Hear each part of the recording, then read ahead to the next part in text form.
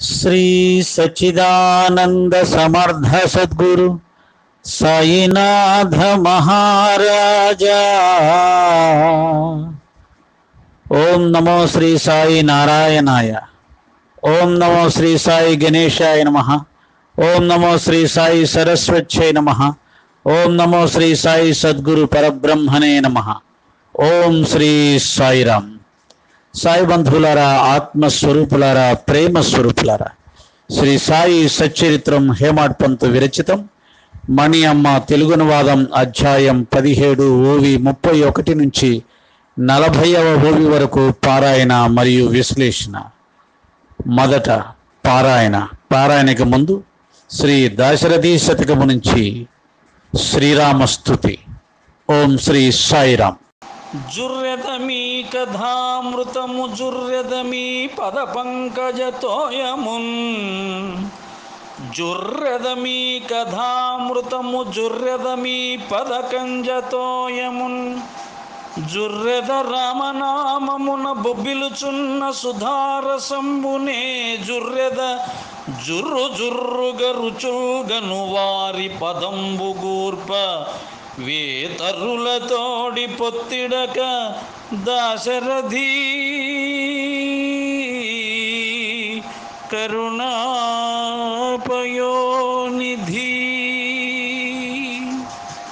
ఓం శ్రీ సాయిరామ్. ఇప్పుడు పారాయణ. బుద్ధి అనే రథసారథి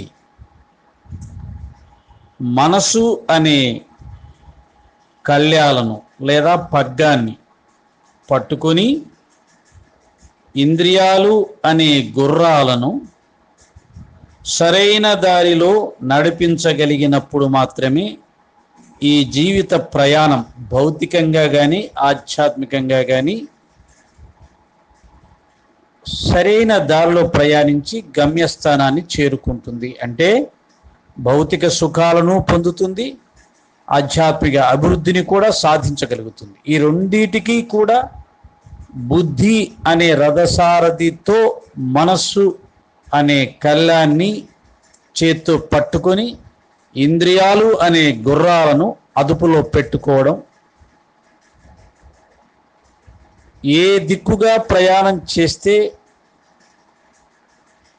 శుభం కలుగుతుంది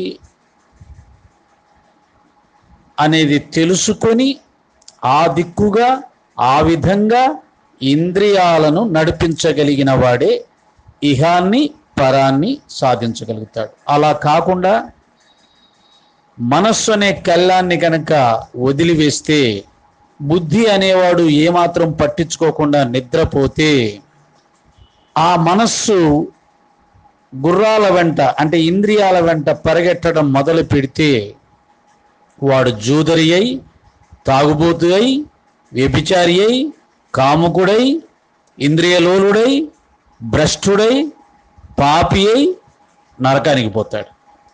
అంతేకాదు, ఈ భౌతిక జీవితంలో కూడా ఆర్థికంగా అనారోగ్యకరంగా అన్ని విధాలా నాశనం అవుతాడు, గౌరవాన్ని పోగొట్టుకుంటాడు. కనుక ఇహపరాలు రెండింటికి ఇంద్రియాలను ఎవడైతే నిగ్రహించగలుగుతాడో వాడు మాత్రమే విజయుడై సాధిస్తాడు, జీవితాన్ని సఫలం చేసుకుంటాడు అని చెప్తున్నాడు. ఇంకా చెప్తున్నాడు, విందాం. ఈ పగ్గం స్వేచ్ఛగా పరిగెత్తే గుర్రాలను అదుపులో ఉంచుతుంది కనుక దీనిని సారథి చేతికిచ్చి నీవు స్వస్థచిత్తంతో కూర్చో. సారథి కుశలుడు, నిపుణుడు అయితేనే గుర్రాలు బాగా పరిగెత్తుతాయి. కానీ బలహీనమైన మనసు అనే పగ్గానికి ఇంద్రియాలనే గుర్రాలు అదుపులో ఉండవు. వివేకంతో ఉన్న బుద్ధి యొక్క సారథ్యం ఉండి మనోనిగ్రహము ఏకాగ్ర చిత్తం ఉన్న వారికే పరమ పద ప్రాప్తి. ఇతరులు మార్గంలో అలసిపోవడమే. మనసు ఎప్పుడు చెడుగా ఉన్న వారికి శాంతి ఉండదు, వారికి పరమాత్మ ప్రాప్తి కలగదు. జనన మరణాల చక్రము తప్పదు. ఇటువంటి గొప్ప పరమపద ప్రాప్తి స్వయం ప్రకటమైనప్పుడు ఇది నిజంగా ఎక్కడుంది అని మనసులోని సంశయం దూరం అవుతుంది. ఇక్కడ వాదోపవాదాలు పనికిరావు. పరమేశ్వరుని అనుగ్రహంతోనే ఆత్మ యొక్క స్థానం తెలుస్తుంది. ఇతర వాదాలు వ్యర్థం.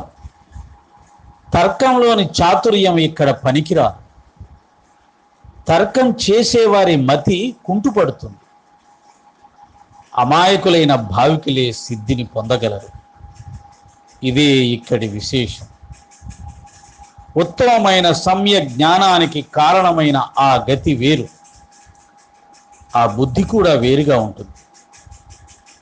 ఉత్తమమైన జ్ఞానాన్ని ప్రసాదించే ఆగమాలను ఎరిగిన వారు వేరుగానే ఉంటారు. అమూల్యమైన శరీరం వృధాగా పాడైపోతూ ఉంది. ధనకాంక్ష మధ్యాహ్నపు నీడ వంటిదని మరియు హరి యొక్క మాయ దుర్గమని తెలుసుకొని సత్పురుషుల చరణాలను ఆశ్రయించాలి. సత్పురుషులు భవసాగరాన్ని దాటించే నౌకలు. నీవు వానిలో ఒక ప్రయాణికుడు కావాలి. వారు తప్ప తీరానికి చేర్చగల సమర్థులు ఎవరు? ఓం శ్రీ సాయిరాం. పారాయణ ముగిసింది. విశ్లేషణ చేసుకుందాం. ఈ పగ్గం స్వేచ్ఛగా పరిగెత్తే గుర్రాలను అదుపులో ఉంచుతుంది కనుక దీనిని సారథి చేతికిచ్చి నీవు స్వస్థ చిత్తంతో కూర్చో.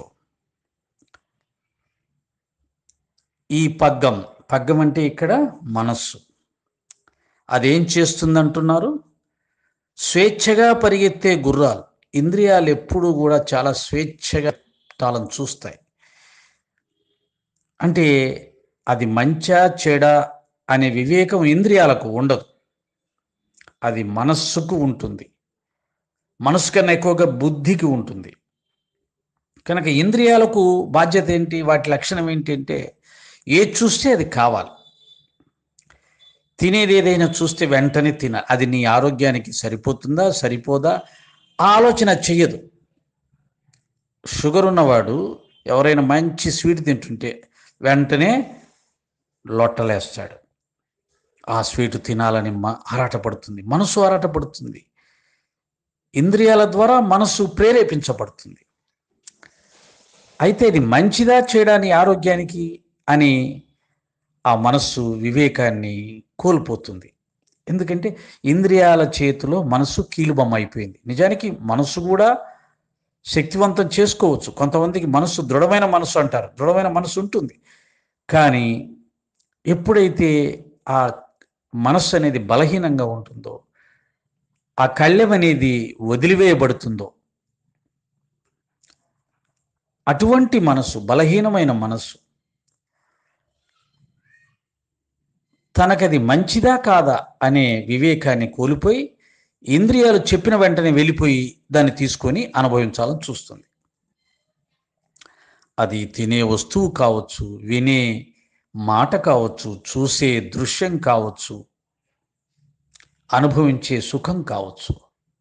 ఇవన్నీ కూడా ఇంద్రియాల ద్వారానే మనసు ప్రేరేపించబడుతుంది. అయితే ఇక్కడ వెంటనే బుద్ధి మేలుకొని అది మంచిదా చెడా, నీ శరీరానికి ఆరోగ్యానికి అది పనికొస్తుందా లేదా, అలాగే అది తప్ప ఒప్ప, పాపమా పుణ్యమా అని వెంటనే బుద్ధి అనే రథసారథి దాన్ని నిర్ణయం చేసి మనస్సు అనే కళ్యాణ్ణి గట్టిగా పట్టి లాగి, నువ్వు ఇంద్రియాల వెంట వెళ్ళావా తస్మాత్ జాగ్రత్త. ఇంద్రియాలు చెప్పినట్టుగా ఏమాత్రం ఆలోచన లేకుండా వెళ్ళిపోయి దాన్ని అనుభవించావా, నీ శరీరం రోగగ్రస్తమవుతుంది. నీ జీవితం పాపంతో నశించిపోతుంది. భవిష్యత్తులో నువ్వు పాప ఫలితాలను అనుభవించవలసి వస్తుంది, కర్మలను అనుభవించాల్సి వస్తుంది. కనుక అది మంచిది కాదు. ఇంద్రియాలు చెప్పినట్టుగా వినొద్దు అని బుద్ధి అనే రథసారథి మనస్సును గట్టిగా లాగి నిలబెట్టి ఉంచగలిగితే జీవితం సక్రమంగా సాగుతుంది. పాపం అనేది దరి చేరకుండా ఉంటుంది, రోగం అనేది శరీరానికి రాకుండా ఉంటుంది.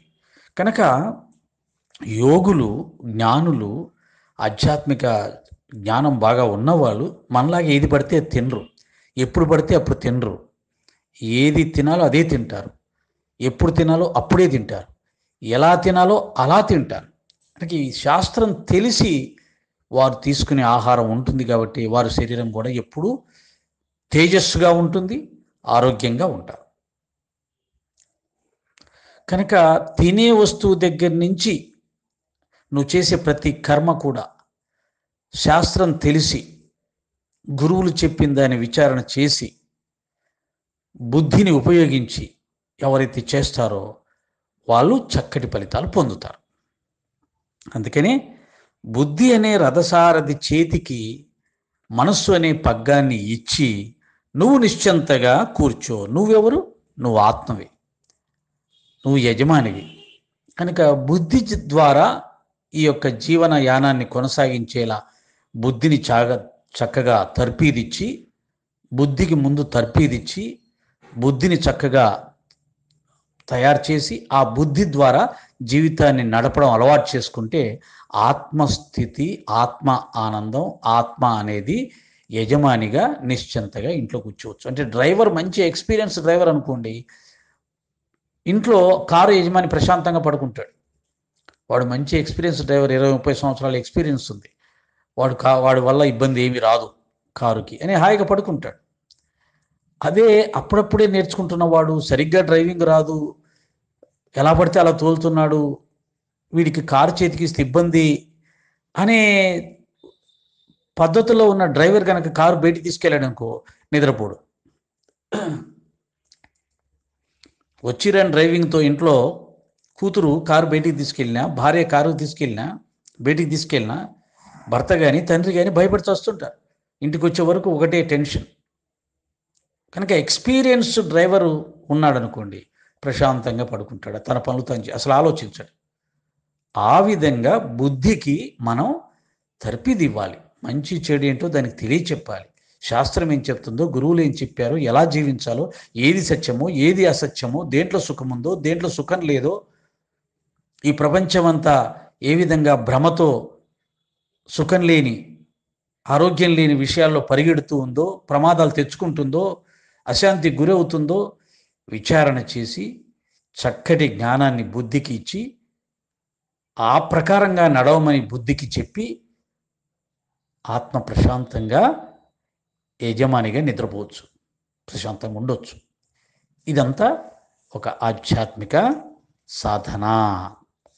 ఈ ఆధ్యాత్మిక సాధన వచ్చిన తర్వాత భౌతిక జీవితం, ఆధ్యాత్మిక జీవితం రెండింటికి ఈ ఆధ్యాత్మిక సాధనతోటే జీవిస్తారు. భౌతిక జీవితం కూడా ఆధ్యాత్మిక జ్ఞానంతో జీవించాలి.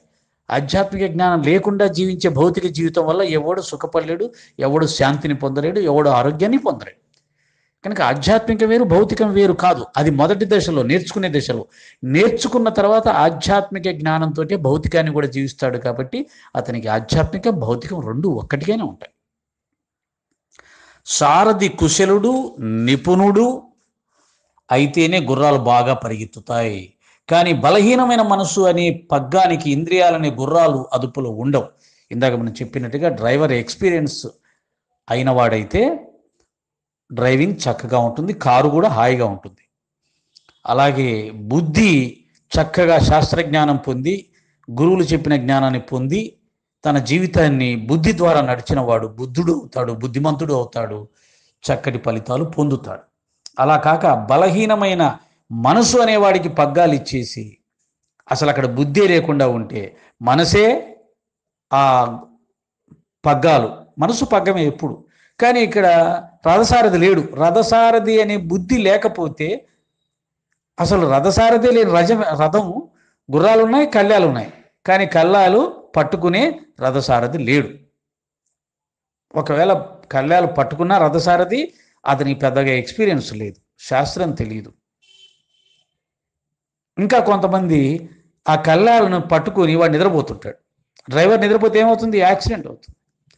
అలాగే రథాన్ని నడిపే రథసారథి నిద్రపోతే ఎటు పడితే అటు పరిగెడతాయి గుర్రాలు. కనుక బుద్ధి ఉపయోగించకుండా జీవించే వాళ్ళ జీవితాల్లో అన్ని ప్రమాదాలు జరుగుతాయి, అన్ని కష్టాలే ఉంటాయి. కనుక బుద్ధి అనే దాన్ని ఖచ్చితంగా ఉపయోగించాలి. మనస్సు వేరు, బుద్ధి వేరు. మనస్సు అనేది ఇంద్రియాల వెంట పరిగెడుతూ ఉంటుంది. ఇంద్రియాలకు మనసు బానిసగా ఉంటుంది, చంచలంగా ఉంటుంది, బలహీనంగా ఉంటుంది. ఇంద్రియాల వల్లే మనసు ఏర్పడుతుంది. మనస్సు ఇంద్రియాలు రెండు ఒకటిగానే కలిసిపోయి జీవిస్తుంటాయి. కనుక అక్కడ బుద్ధి అనే దాన్ని ఉపయోగించకపోతే నీవు చాలా నష్టపోతావు. వివేకంతో ఉన్న బుద్ధి యొక్క సారథ్యం ఉండి మనోనిగ్రహము, ఏకాగ్ర చిత్తం ఉన్నవారికి పరమపద ప్రాప్తి. ఏది మంచి ఏది చెడు అనేది తెలుసుకోవడాన్ని వివేకం అంటారు. అటువంటి వివేకంతో బుద్ధి ఉండాలి. అందరికీ బుద్ధి ఉంటుంది, కానీ ఒకటి బుద్ధి వివేకం లేకుండా ఉంటుంది, ఒకటి బుద్ధి వివేకంతో ఉంటుంది. ఒకటి బుద్ధి తీక్షణంగా బాగా చాకులా పనిచేస్తుంటుంది, ఒకటి బుద్ధి మందంగా మందబుద్ధిలా ఉంటుంది. కాబట్టి బుద్ధి అందరికీ ఉన్న దాని యొక్క స్థాయి, దాని యొక్క సామర్థ్యం వేరేగా ఉంటుంది. కనుక బుద్ధి యొక్క సామర్థ్యాన్ని పెంచుకోవాలి.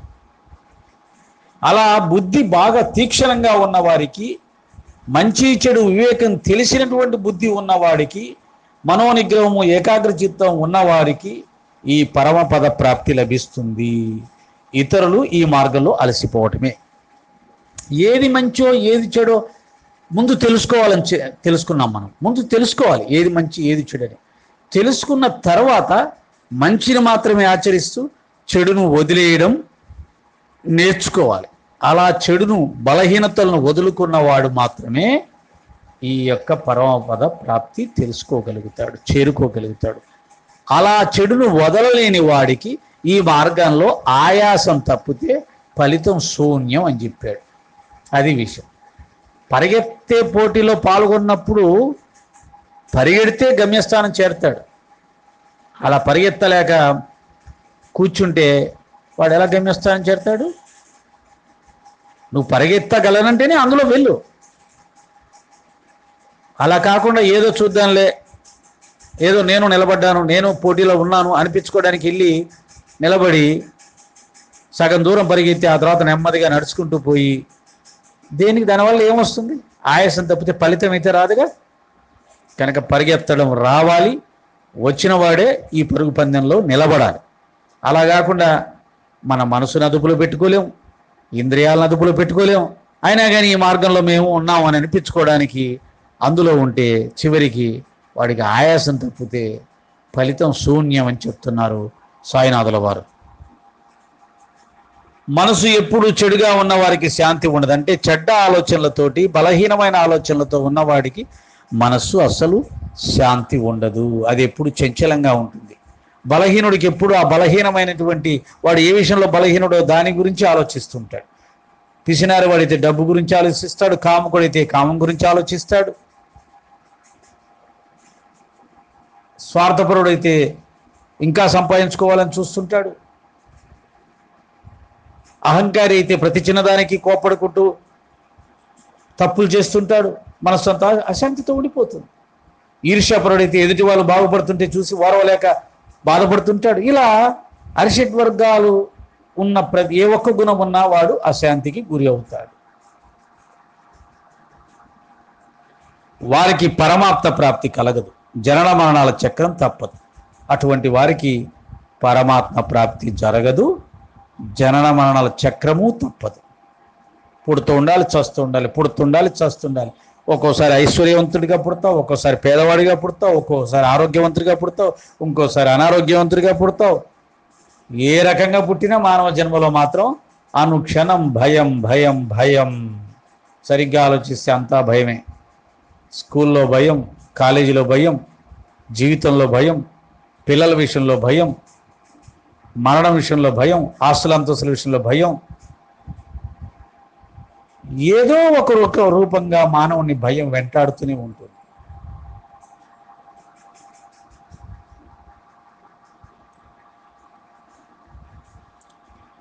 ఇటువంటి గొప్ప పరమపద ప్రాప్తి స్వయం ప్రకటమైనప్పుడు ఇది నిజంగా ఎక్కడుంది అని మనసులోని సంశయం దూరం అవుతుంది. ఇక బలహీనులకి, మామూలు వారికి, లక్ష్యం లేని వారికి, అల్పులకి ఈ పరమపద ప్రాప్తి లభించదు. అసలు అది ఎక్కడుందండి? అది నిజంగా ఉందో లేదో ఏంటో అందరూ చెప్తుంటారు.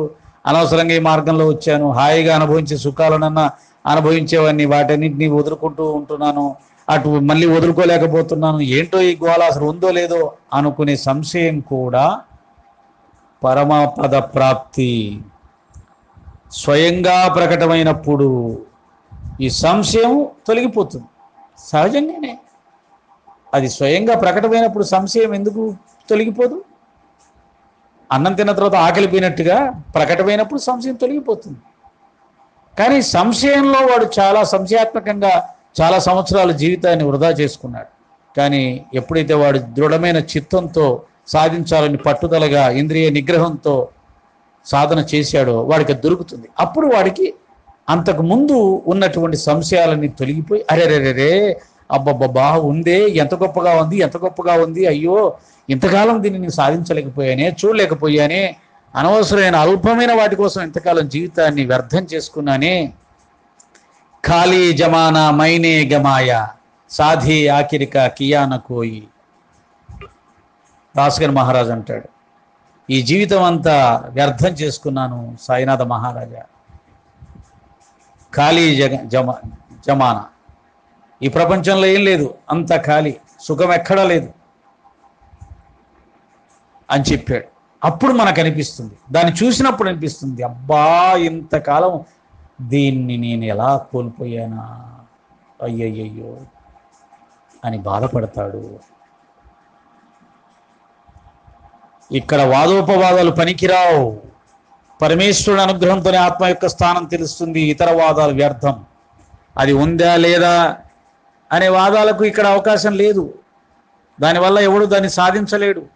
నీకు నమ్మకం లేకపోతే వెళ్ళిపో, నీ జీవితాన్ని నువ్వు హాయిగా జీవించు.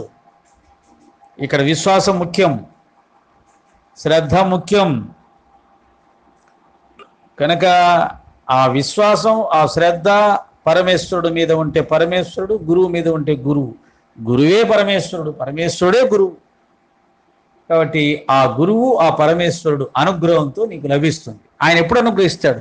నీ శ్రద్ధ, నీ తపన, నీ యొక్క శరణాగతి, నీ విశ్వాసం పరిపూర్ణమైనప్పుడు అనుగ్రహిస్తాడు. మరి విశ్వాసం పరిపూర్ణమైనట్టు ఎలా తెలుస్తుంది? నీలో అనుమాత్రం కూడా అహం అంటూ లేకుండా పోయినప్పుడు నీ విశ్వాసం, నీ శ్రద్ధ, శరణాగతి పరిపూర్ణమైనట్లు లెక్క. అహం ఉందా లేదా అనడానికి సాక్ష్యం నువ్వే. ఎందుకంటే నాకేం అహం లేదని బయట అందరి దగ్గర ప్రకటించవచ్చు, అందరి దగ్గర కాసేపు నటించవచ్చు. కానీ ఏ ఏ సందర్భాల్లో నీ అహం ఎక్కడెక్కడ బయటికి వస్తుంది అనేది నువ్వే నీ అంతరాత్మను పరిశీలించుకుంటే తెలుస్తుంది. ఆ సందర్భాల్లో ఆ అహాన్ని నిర్మూలించుకునే సాధన నువ్వే చేసుకోవాలి, ఎవరు చేయరు, నువ్వే చేసుకోవాలి. ఎక్కడైతే కొండకు చిల్లిపడి నీరు పోతుందో అక్కడ ఆ చిల్లి లేకుండా నువ్వే పూడ్చుకోవాలి. అది నీకు మాత్రమే తెలుస్తుంది.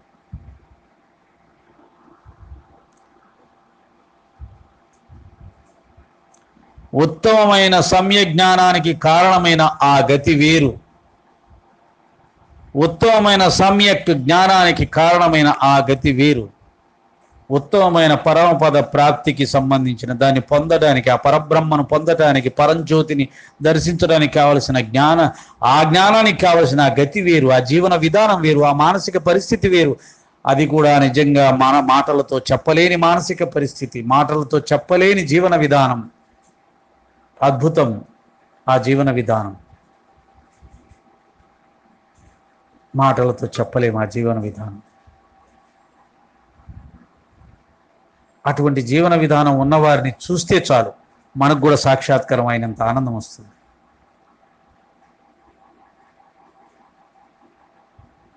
అది సాధించాలి, ఆ జీవన విధానాన్ని సాధించాలి. ఆ సమ్యక్ జ్ఞానానికి కారణమైన ఆ గతిని సాధించాలి. ఆ పద్ధతిలో మనం జీవించాలి. ఆ పద్ధతి ఏకాంతంలో దొరుకుతుంది, ఆ పద్ధతి ప్రేమలో దొరుకుతుంది, ఆ పద్ధతి అద్వైత భావనలో దొరుకుతుంది, ఆ పద్ధతి శుద్ధ జ్ఞానంలో దొరుకుతుంది, ఆ పద్ధతి శుద్ధ సత్వగుణంలో దొరుకుతుంది.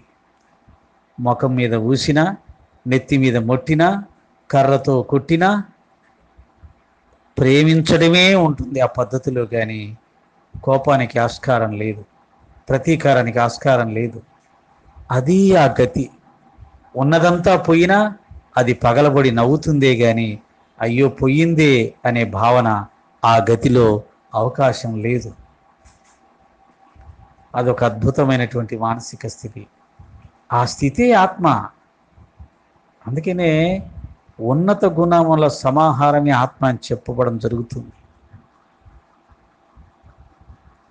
ఆ బుద్ధి కూడా వేరుగా ఉంటుంది. ఆ గతి వేరు, ఆ జీవన విధానం వేరు, ఆ బుద్ధి వేరుగా ఉంటుంది. ఆ బుద్ధి కూడా పూర్ణంగా ఉంటుంది. పూర్ణ చంద్రుని కళలతో ప్రకాశిస్తుంటుంది ఆ బుద్ధి. ఆ బుద్ధే పరమాత్మ. అంటే బుద్ధి పరమాత్మగా మారిపోయింది. అక్కడ రెండు లేవు, కావలసింది లేదు, బాధ లేదు, చింత లేదు, దుఃఖం లేదు. కావలసింది లేనప్పుడు ఇవన్నీ లేవు. ఉత్తమమైన జ్ఞానాన్ని ప్రసాదించే ఆగమాలను ఎరిగిన వారు వేరుగానే ఉంటారు. ఉత్తమమైన జ్ఞానాన్ని ప్రసాదించడం, ఆత్మజ్ఞానాన్ని ప్రసాదించే వేదాలు వేరేగా ఉంటాయి. వేదాలలోని జ్ఞానం తెలిసిన వారు వేరు. ఆత్మజ్ఞానాన్ని తెలియచెప్పే వేదాలలోని కొన్ని భాగాలు కొన్ని చోట్ల మాత్రమే ఉంటాయి. ఆత్మజ్ఞానం తెలియజెప్పేవి వాటిని పట్టుకొని వాటిని ఆచరించే వాళ్ళు చాలా తక్కువ మంది ఉంటారు. వేదాలను పట్టుకుని యజ్ఞయాగాదులు చేసి పుణ్యలోకాలను సంపాదించుకోవాలనుకునే వాళ్ళు, స్వర్గ సౌఖ్యాలు పొందాలనుకునే వాళ్ళు ఎక్కువ ఉన్నారు. కానీ వేదాల్లోని ఆత్మజ్ఞానాన్ని పట్టుకొని ఆత్మసాక్షాత్కారం పొందాలనుకునే వాళ్ళు చాలా తక్కువ మంది ఉంటారు. కనుక ఉత్తమమైన జ్ఞానాన్ని ప్రసాదించి ఆగమాలను ఎరిగిన వారు వేరుగానే ఉంటారు. అమూల్యమైన శరీరం వృధాగా పాడైపోతూ ఉంది. ఈ శరీరం చాలా విలువైంది. అదే సమయంలో ఈ శరీరం మలభూయిష్టమైంది, మలమూత్రాలతో నిండి ఉంది. ఎముకల గూడు ఈ శరీరం, రక్తమాంసాల ముద్ద ఈ శరీరం. అబ్బా, దాన్ని పట్టుకొని ఎంత పాకులాడుతుంటామో, దాని మీద ఎంత మమకారము. ఎక్కడ కరోనా వస్తుందో, ఎక్కడ దీన్ని వదిలేయాల్సి వస్తుందో, ఈ మురికి కూపాన్ని పట్టుకొని, ఈ రక్తమాంసాల ముద్దను పట్టుకొని ఎంత ప్రేమిస్తుంటామో. కరోనాకు చిక్కకుండా తప్పించుకోవాలని చెప్పి ఎన్ని ప్రయత్నాలు చేస్తుంటాము, ఎంత గందరగోళం అయిపోతుంటాము. తన శరీరాన్ని ఉన్నదన్నట్టుగా చూసుకున్నవాడు ఎవడు శరీరాన్ని ప్రేమించలేడు.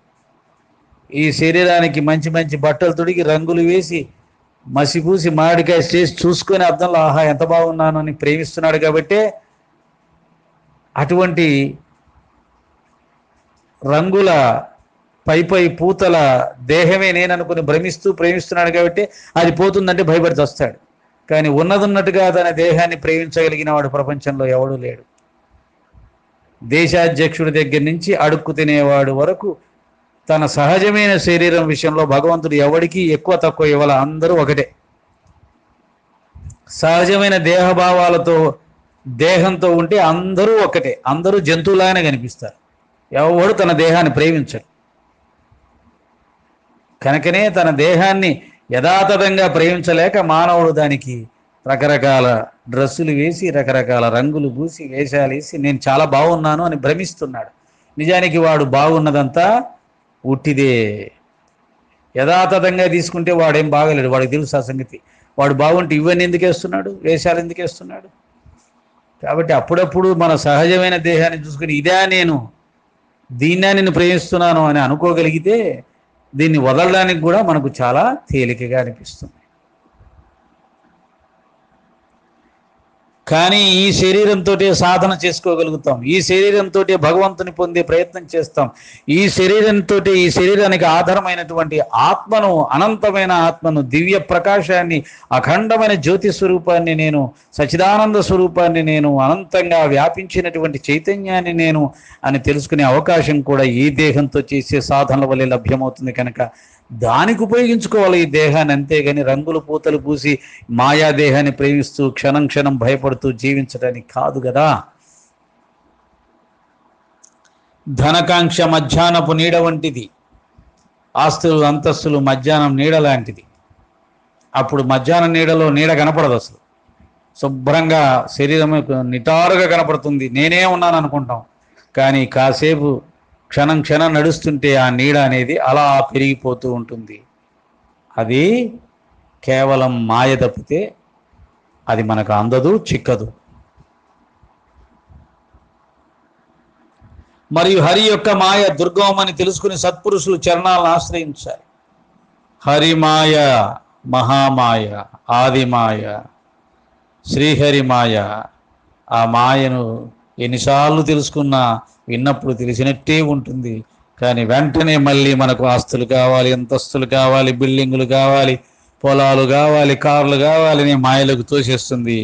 మళ్ళీ వాటి కోసం కోరికలు పెంచుకుంటూ వాటిని సంపాదించుకోవడానికి రాత్రి పగలు కష్టపడుతూ సంపాదించుకున్న తర్వాత అప్పులు కట్టుకుంటూ కట్టలేక బాధపడుతూ సంపాదించకపోతే అయ్యో ఆ కోరిక తీరకుండానే అయిపోయింది నా జీవితానికి, అందరూ అనుభవిస్తున్నారు, నేను అనుభవించలేదు, నేను దురదృష్టవంతుడిని, నేను దురదృష్టవంతురాలని అనుకుంటూ మన యొక్క దౌర్భాగ్యానికి మనమే బాధపడుతూ ఉన్న సౌభాగ్యాన్ని మనమే మర్చిపోతూ మన భావాలను మనమే నాశనం చేసుకుంటూ పాడు చేసుకుంటూ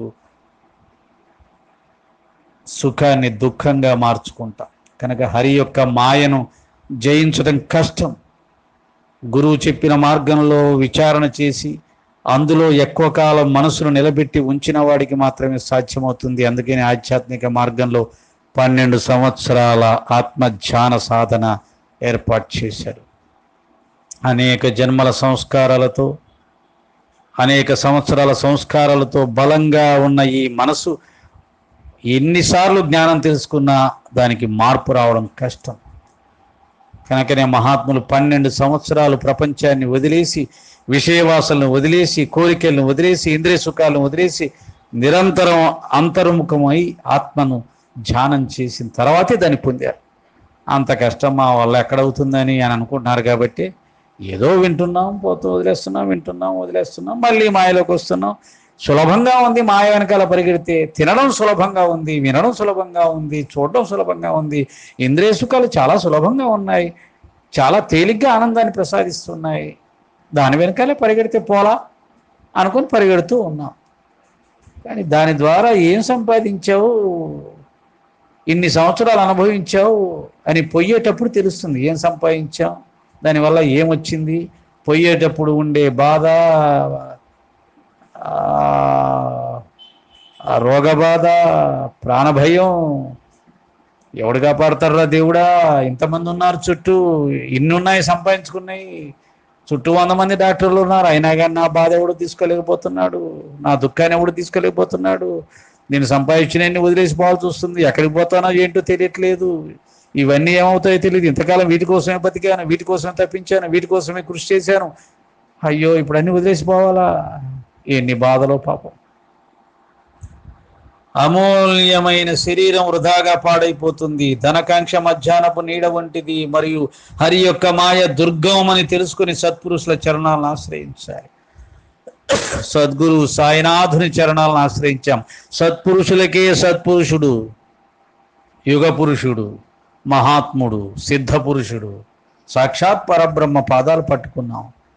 మరి ఆయన చెప్పిన వాక్యాలని, జ్ఞానాన్ని ఆచరించాలనుకుంటున్నావా? లేదు, అది మాత్రం అనుకోవట్లేదు. శ్రద్ధగా చదువుతాం, శ్రద్ధగా వింటాం, అంతవరకే. ఆచరించమంటే మాత్రం బాగుండదు. అది సాయినాథుడు చెప్తే, ఎవరు చెప్తే, మా అజ్ఞానం మాది. ఏదో సాయి భక్తుడిగా, సాయి భక్తురాలుగా అనిపించుకోవాలి కాబట్టి ఉంటున్నాం, అంతేగాని ఆచరించమంటే ఎలాగండి? ఆచరించట్లేదని అడిగి చూడండి, ఖచ్చితంగా గొడవకు వస్తారు. మీరెవరు చెప్పడానికి ఆచరించమని? మీ సంగతి మీరు చూసుకోండి. అదేంటండి ఇంతకాలం శ్రద్ధగా సాయినాథుడు సత్య చదువుతున్నారు, చెప్తుంటే వింటున్నారు, ఆచరించమంటే అంత కోపం ఎందుకు? ఆచరించకపోతే మరి ఏమొస్తుంది? బాబా కూడా ఆచరించమన్నారు కదా.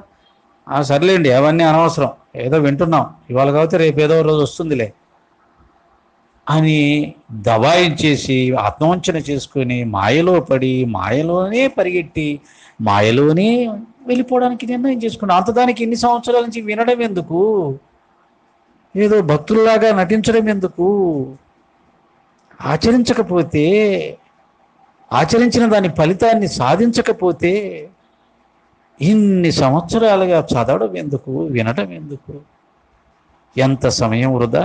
అదే కదా పైన చెప్పింది హేమాడ పంతు, అలసిపోవటం తప్ప ఫలితం శూన్యం. సత్పురుషులు భవసాగరాన్ని దాటించే నౌకలు, నీ వాళ్ళలో ఒక ప్రయాణికుడు కావాలి. వారు తప్ప తీరానికి చేర్చగల సమర్థులు ఎవరు? కనుక సద్గురువులు సత్పురుషులు మాత్రమే మనల్ని ఉద్ధరించగలరు. వారి బోధలు ఆచరించినప్పుడు మాత్రమే మనం గమ్యస్థానం చేరగలం. కనీసం నీకు ఆచరించడం చేత కాకపోతే ఆచరించడానికి ప్రయత్నం చెయ్యి. ఆ ప్రయత్నంలో ఫలితం రాకపోతే, నిలబడలేకపోతే సత్పురుషుల్ని ప్రార్థన చెయ్యి. నిలబడే ధైర్యాన్ని ఇవ్వు, స్థైర్యాన్ని ఇవ్వు, దృఢమైన చిత్తాన్ని ఇవ్వు అని చిత్తశుద్ధితో ప్రార్థించు. అసలు ప్రయత్నం చెయ్యాలనే అనుకోకపోవడం, వింటాం కానీ ఆచరిస్తామా అండి అని దాన్ని తృణీకరించి నిర్లక్ష్యం చేయడం ఆత్మవంచనే కాదు, బాబాను కూడా మోసం చేసినట్టే. ఓం శ్రీ సాయిరామ్.